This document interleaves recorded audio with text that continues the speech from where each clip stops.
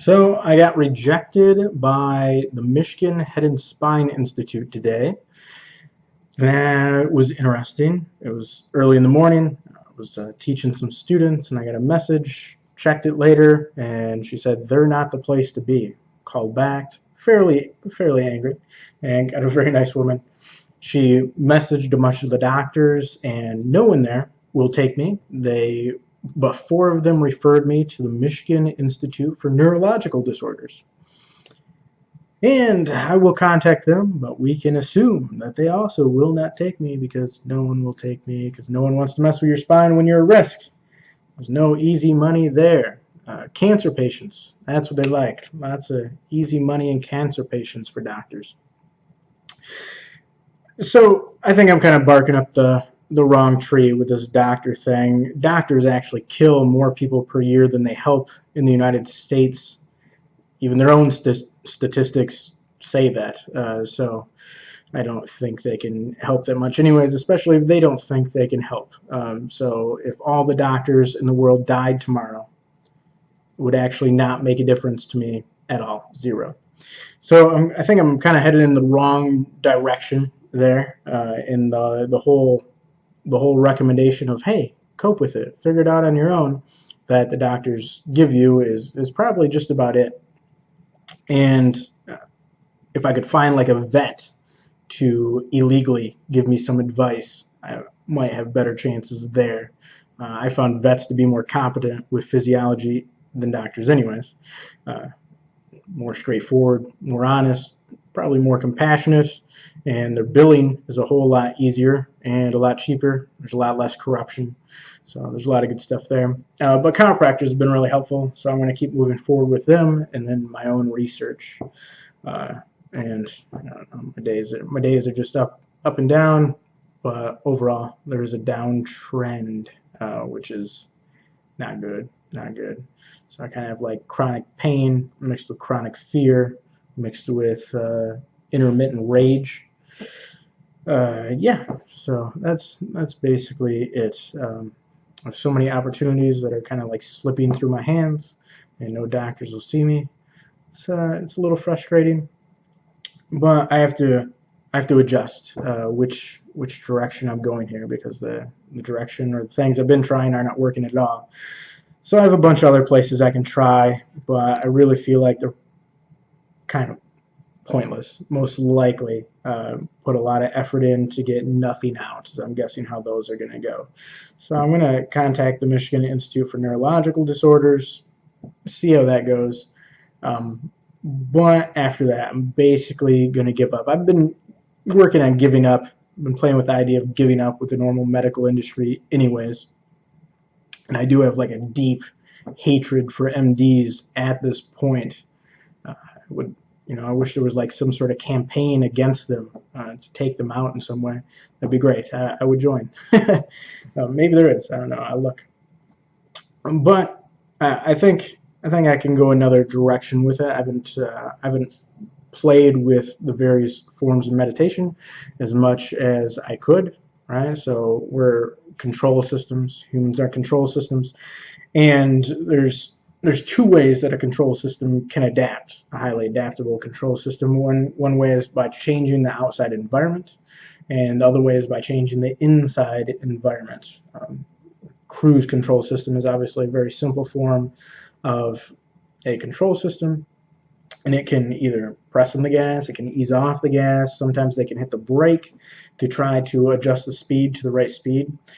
But in the end, if it's outside of its range of possibility, then that control system is guaranteed to fail. It's going to fail.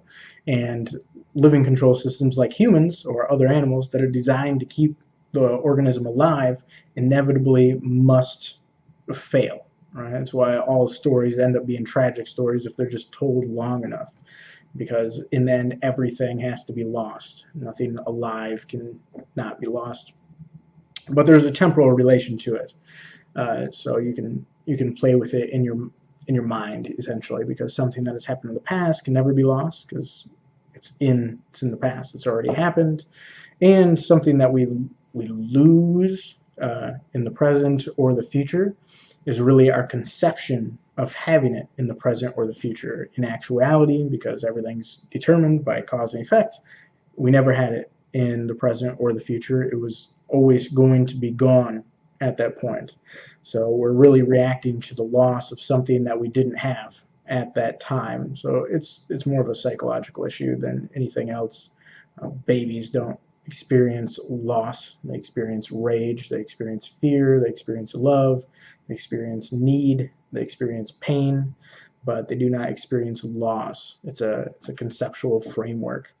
But I do feel like I've kind of lost something today, which was the possibility of finding out more from the normal, traditional medical community, which at this point I think is a lost cause. But I'll probably try one more. Maybe I'll try one more after that. But I think just one more, I'll be satisfied that they are not competent to help in this way. I have a hard time figuring out why anyone goes to them at this point. They consider themselves incompetent usually, which is really odd and weird. And there's a weird political game that the doctors play where they try to have their office staff take all the kickback, but especially if you talk to the office staff in a fairly angry way, usually they'll get to the point where they say like, hey, the doctor looked at your stuff. He doesn't want to deal with you. And they try to play it off that the office staff is like rejecting you for something. It's weird, like medical office politics with patients. And then the doctor tries to act really nice to you, like, oh, he didn't know what was happening in the office. It's a weird psychological phenomenon. But I do understand it's too much risk for the doctor. It's completely pointless. Something they don't think they can help. They think you're basically a lost cause. So why would they deal with you, right? It's all just risk on their end. They're already carrying super high insurance for getting sued all the time. So they just want to find someone that they can basically prescribe painkillers to and collect their money. Like that's where it's at. The surgeons want to do the normal same surgery every time. A surgery they can just hammer out. They know how long it takes. They know everything that's going to happen. When you have a deformity, stuff's in a different spot. That's not a normal surgery. It can't be a normal surgery.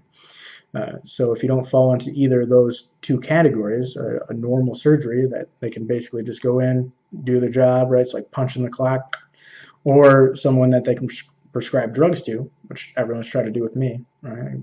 Probably, I mean, how much more useful is it than a local drug dealer that's on the street? I don't see the need for doctors prescribing drugs. It seems kind of pointless. You can just look it up online. Like a drug dealer probably knows just as much. So another way that they're kind of pointless. But anyways, I'm going to pursue this avenue just a little bit more.